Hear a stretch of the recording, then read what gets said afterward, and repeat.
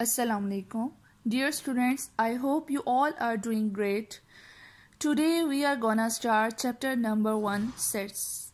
As you already have learned about sets in your previous class, so let's get started. जी students, अब सबसे पहले हम करेंगे सेट्स की डेफिनेशन. बेटा सेट्स की डेफिनेशन है आपके पास. A set is a collection of well defined objects numbers.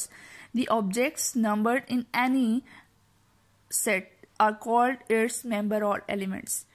बेटा इन्वर्टेड कॉमास में आपके पास डेफिनेशन है. This definition is very important. इसको बहुत अच्छे से आपने याद करना है. अब डेफिनेशन में वो आपको बच्चे ये कह रहे हैं एक सेट है, उस सेट के अंदर जो भी कलेक्शन होगी वो आपके पास जो उसके अंदर डाटा होगा वो आपके पास क्या होगा, मेंबर्स और एलिमेंट्स होंगे.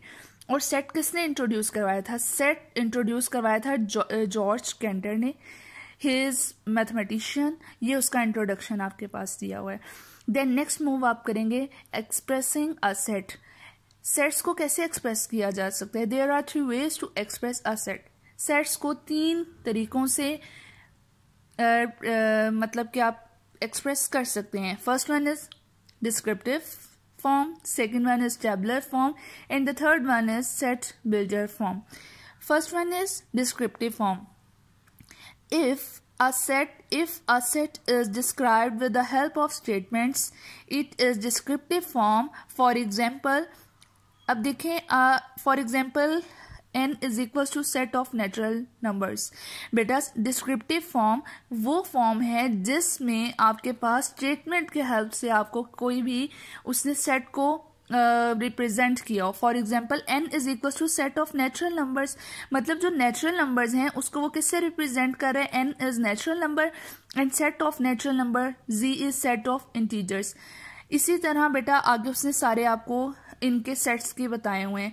आगे बेटा इन सारी डेफिनेशन से रिलेटेड जो क्वेश्चंस हैं आपके एक्सरसाइज नंबर 1.1 में है. सबसे पहले हम सारी ये वाली फॉर्म्स को क्लियर कर लेते हैं, देन हम एक्सरसाइज की तरफ मूव करेंगे. Next one is tabular form. If we list all elements of a set within the braces. अब वो कह रहे हैं कि इस डेफिनेशन में आपके पास लिस्ट आ जाएगी. हर एलिमेंट किसके अंदर आएगा? ब्रेसेस के अंदर आएगा. ब्रेसेस बेटा वो ब्रैकेट को कह रहा है. ये वाली ब्रैकेट जो होगी इसको आप कहेंगे braces. And separate each element by using a comma. आप हर एक एलिमेंट को किससे बेटा अलग करेंगे? कॉमा के साथ. It is called the tabular or roster form. For example अब फर्स्ट एग्जाम्पल वो दे रहा है A is equals to braces A comma E comma I comma O comma U braces. अब बेटा देखें जो उसने डेफिनेशन दी है उस डेफिनेशन से अगर रिलेटेड देखें तो हमारे पास बहुत क्लियर बहुत अच्छे से उसने एग्जांपल देके हमें बताया हुआ है. This set is vowel word set. 5 vowel words होते हैं हमारे पास और उसने हमें ब्रेसेस लगा के कॉमा लगा के हर एक एलिमेंट को रिप्रेजेंट करके दिखाया है. नेक्स्ट आ जाते हैं, आपके पास आ जाती है सेट बिल्डर फॉर्म. जी बच्चे सेट बिल्डर फॉर्म आपके पास क्या होगी? If a set described by using a comma property of all elements, its element is called sets builder form.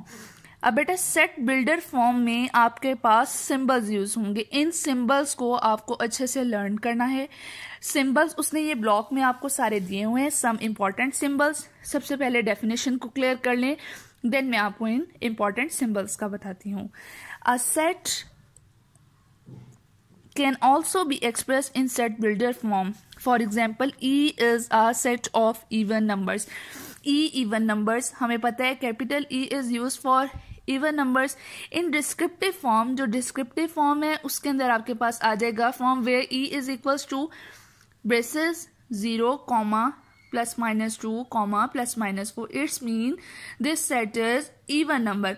But ये आपके पास किस में जा रहे हैं? इसके अंदर आपके पास इवन नंबर्स आ रहे हैं प्लस माइनस बोथ सिंबल्स वो साइंस के साथ आ रहे हैं. Is the tabular form of the same set. This set is tabular form can be written as. आप इस टेबुलर फॉर्म को कैसे लिख सकते हैं? E is equals to braces x such that x is an even number. ये देखें अब उसने इवन नंबर्स को आपको किसके अंदर रिप्रेजेंट करके दिखाया है? सेट बिल्डर फॉर्म में. अब सबसे पहले आ जाएं बच्चों आप लोग सब सम इम्पॉर्टेंट सिंबल्स की तरफ. This symbol is use for such that. ये वाला जो सिंबल फर्स्ट सिंबल है आपके पास यूज किया जाएगा सच दैट के लिए. And this one is and. देखें आप, ये आप कह लें इसको फॉर याद करने के लिए, मेमोराइज करने के लिए सबसे अच्छा मेथड ये है आपके पास. आप समझें ए है जी, उसके अंदर लाइन नहीं आ रही, ये एंड में आ गया. हाँ, ग्रेटर देन और इक्वल्स टू आपको पता है जो ये वाला साइन होता है ये किसके लिए यूज़ किया जाता है, ग्रेटर देन के लिए. बट इसके नीचे एक छोटी सी लाइन आ गई है, the symbol is greater than or equal to. This sign is और this symbol is less than equals to.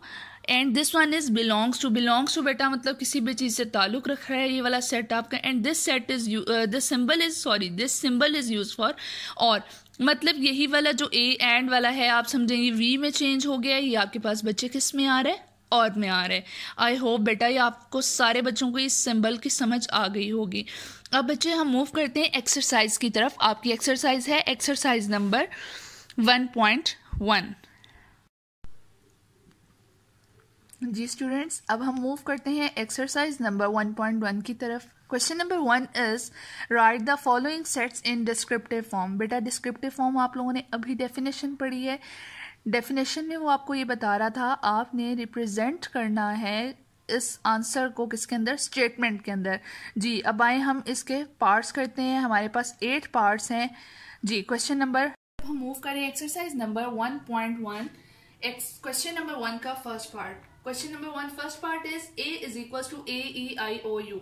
It's mean जो हमारे पास ए है ये हमारे पास है set of vowels of the English alphabets.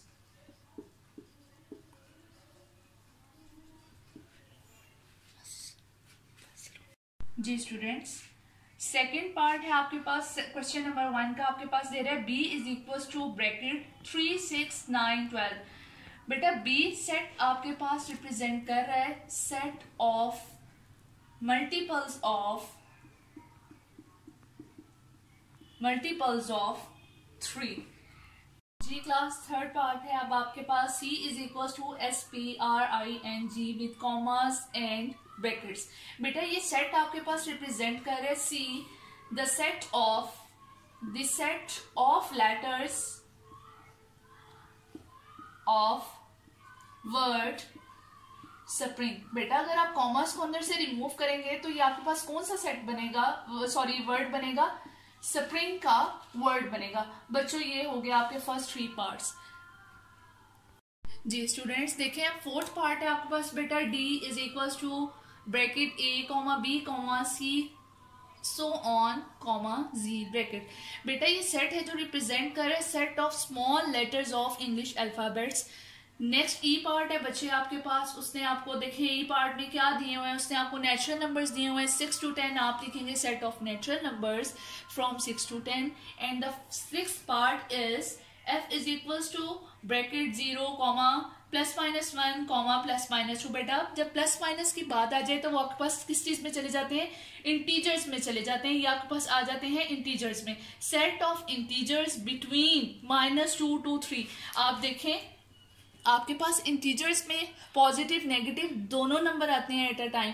तो ये आप अगर ये देखें कॉन्सेप्ट देखें, ये इंटीजर लाइन है, ये आपके पास सेंटर में 0 है, ये आपके पास -1 है, ये आपके पास -2 है और ये आपके पास क्या है -3. आपके पास लेफ्ट साइड पे सारे नेगेटिव नंबर्स होंगे और राइट साइड पे आपके पास क्या होंगे, पॉजिटिव नंबर्स होंगे. तो अब वो कह रहे थे जो आपके पास इंटीजर है ये सेट है set of integer between -2 to 3.